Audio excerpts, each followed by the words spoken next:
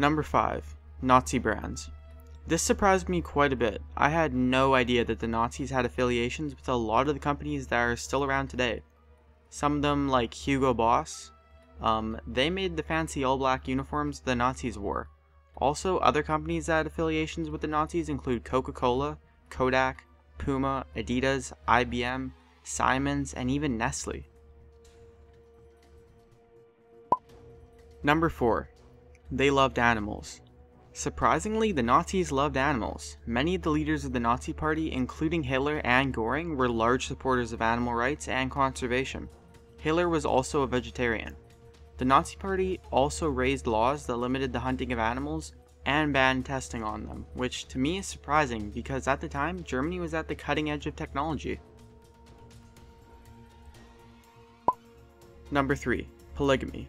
The Nazis were right about to introduce polygamy into Germany right before they lost World War II. The reasoning for them doing this probably isn't what you think.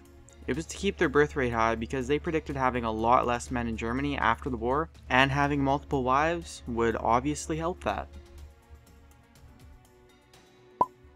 Number 2.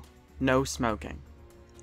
As surprising as it is if you've seen Germany nowadays with its sky-high use of tobacco, back when the Nazis had control, they enacted anti-smoking laws and also banned smoking among members of the Luftwaffe and Reichspost. Smoking was also banned in healthcare institutions, public offices, and rest homes.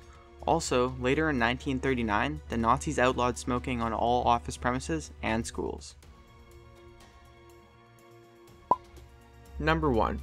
Pervitin. Pervitin. Well, that's quite an odd name, isn't it? It's an alertness aid. What I mean by alertness aid is crystal meth. Nazi soldiers would take this pill called Pervitin to stay awake, and it was extremely addictive. This is evident by letters from the Nobel Prize winner Heinrich Böll that were sent home asking for his family to send more of the drug on numerous occasions. And he also said in these letters they became cold and apathetic, completely without interests, due to a dependence on the drug.